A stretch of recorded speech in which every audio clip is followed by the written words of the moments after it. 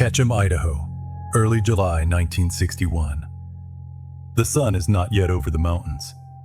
A man stands at the window of a quiet house. He is 61 years old, though he looks older. His body is thick, scarred, famous. His name is on schoolroom walls in a dozen countries. 7 years ago, they gave him the Nobel Prize, and for months now, he has not been able to write a single sentence. Not a page, not a paragraph. One true sentence, the thing he built his entire life around, and it will not come. He sits at the desk. He picks up the pencil. He stares at the paper. And the words that once poured out of him, the plainest, cleanest, most imitated sentences in the English language, are simply gone. Something in his head has stopped working, and he knows it. This is Ernest Hemingway, the man who taught the 20th century how to write. The man who survived 2 world wars, 2 plane crashes, a war wound at 19, and enough danger for 10 lifetimes. He survived all of it. What he could not survive was the thing that was happening inside his own skull. And here's the part almost no one talks about. On this morning, in this silence, he was not the first person in his family to arrive at this exact place. He would not be the last. This is the story of what it costs to spend a lifetime refusing to show pain, and what happens when the one enemy you cannot outfight, outrun, or outright is your own mind. To understand what was lost in that room, you have to understand what he had been. For 40 years, Ernest Hemingway was the most alive man in the world.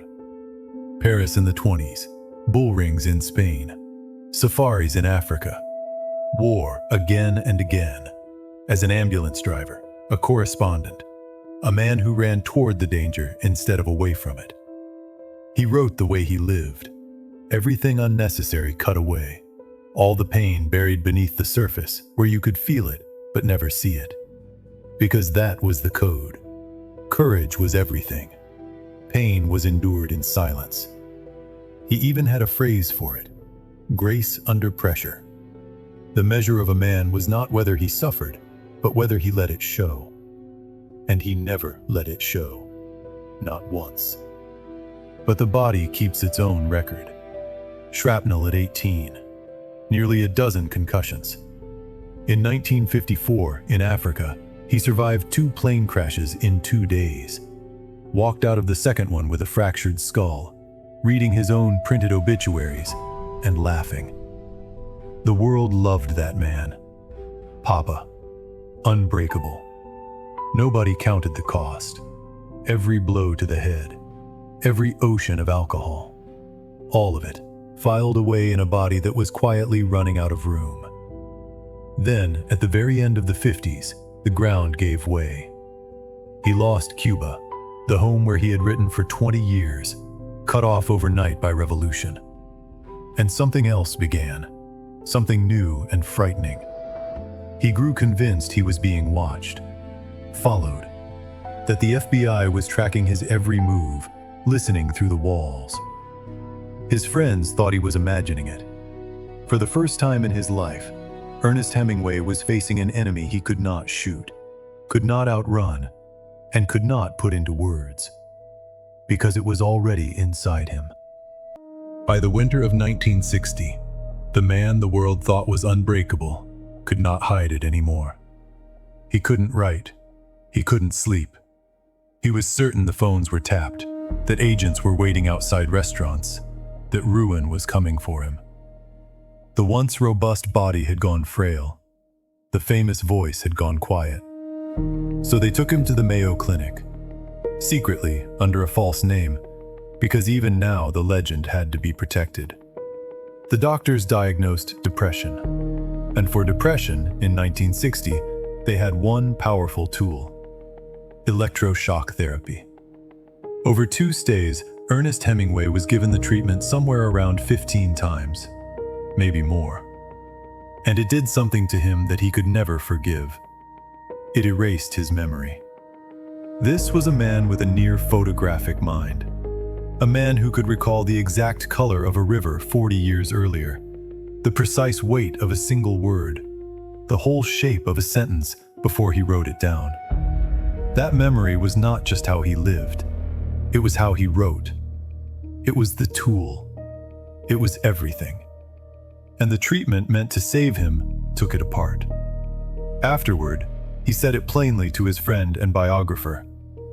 "What is the sense of ruining my head and erasing my memory, which is my capital, and putting me out of business? It was a brilliant cure, but we lost the patient." Picture the cruelty of it.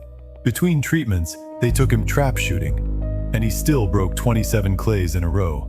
The old body strong and sure, the reflexes intact.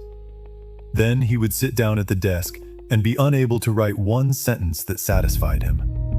The body still worked perfectly. The one thing that made him himself was gone. In late June of 1961, the doctors decided he had recovered. They pronounced him well enough to go home. They were wrong. Hemingway built his whole life around a single idea: grace under pressure. So before we go on, ask yourself this: was his silence at the end a failure of that code, or its final unbearable proof? Tell me what you think in the comments, because there is one more thing you need to know. And it is the part that turns this from a tragedy into something that feels almost like a haunting. Ernest Hemingway was not the first in his family to reach this point. Go back to 1928. Ernest is a young writer, already famous, living in the sunlight of his early success. And a telegram arrives. His father, Dr. Clarence Hemingway, a respected physician, a steady and religious man, has taken his own life. Ernest was 28.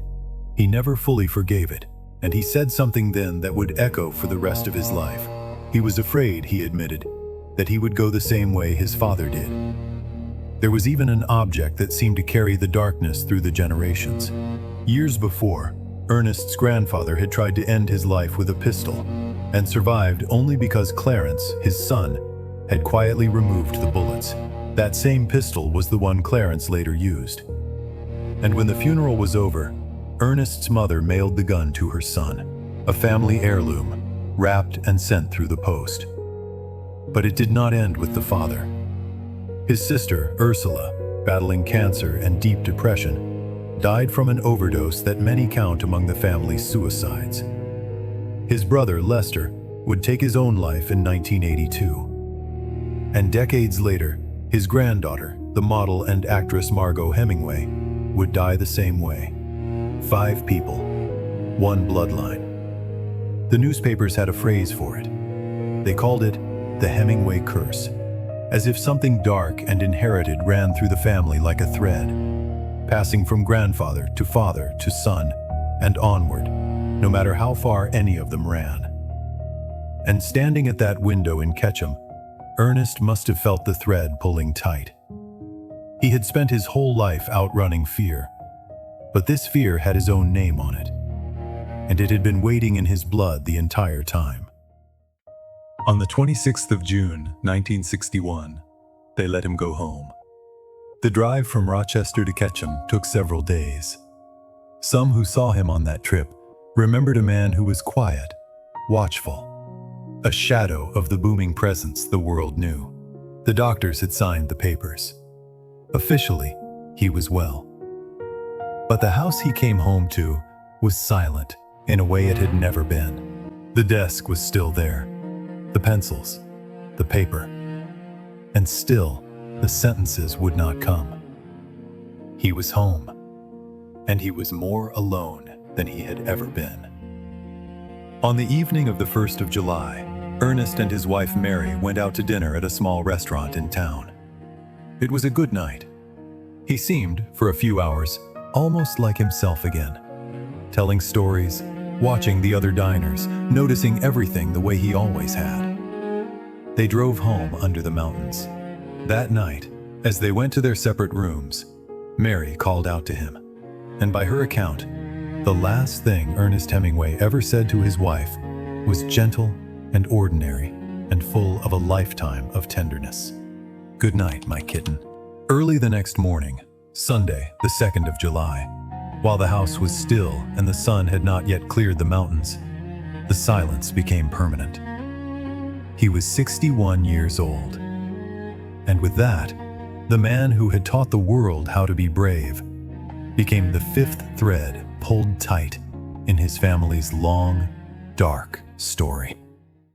For 60 years, the world called it a curse, something mystical, a darkness in the Hemingway blood, passed down like the color of an eye. But a curse is just the name we give to a pattern before we understand it. Look again at everything you just heard, and a different story appears.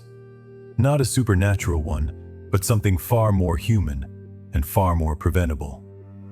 Start with the head. Nearly a dozen concussions, 2 plane crashes, a lifetime of blows that a man in his era simply shook off and kept moving. Today we have a name for what that does to a brain over decades. The kind of slow, degenerative damage we now see in boxers and football players. The mood swings, the paranoia, the depression. These are not signs of weak character. They are symptoms of an injured brain. Then add the alcohol, decades of it, corroding the same mind. And then, the cruelest irony of all. When that brain finally began to fail, the medicine of 1961 could not see what was really wrong. They treated the depression. They could not treat the damage underneath it. And the treatment they chose took away the one thing he had left: his memory, his words, his reason to go on. They were not fighting a curse. They were fighting a disease they could not yet name, with tools that did as much harm as good. And the family curse? Look closer there, too. A shared inheritance, yes, but not a mystical one. There is evidence of a real inherited illness in the Hemingway line, a condition that can quietly damage the body and the mind, passed down not by fate, but by biology. Which leaves us with the hardest truth of all. Ernest Hemingway did not die because he lacked courage. He was, by any measure, one of the bravest men of his century. He died because courage was the wrong weapon. You cannot out-tough a broken brain. You cannot write your way out of losing the words. The one enemy he could not face down was the one thing that made him who he was. The armor he built his whole life, grace under pressure, was never designed for a war fought inside his own skull. So go back, one last time, to that quiet house in Ketchum. The morning light not yet over the mountains. The man at the window who could no longer find his words. For 40 years, Ernest Hemingway had chased one thing above all else. He called it writing one true sentence. Strip away everything false, everything unnecessary, until only the truth is left standing. And in the end, the truest sentence of his life was the one he could no longer write. That the mind was failing. That the words were gone. That the man on the page and the man at the window were no longer the same person. He spent a lifetime teaching the world that a person is measured by how they carry their pain in silence. And that silence, in the end, was the thing that took him. But here is what the curse never counted on. The words survived. The sentences he cut and carved and fought for in a cold Paris room 100 years ago are still read today, in every language on earth. The plane crashes, the wars, the failing brain, the long, dark thread through his family. All of it ended. The writing did not. He lost the war inside his own head. But the work he made before that war began outlived him and outran the very thing that finally caught him. That was his one true sentence, and it is still being read. Good night, my kitten.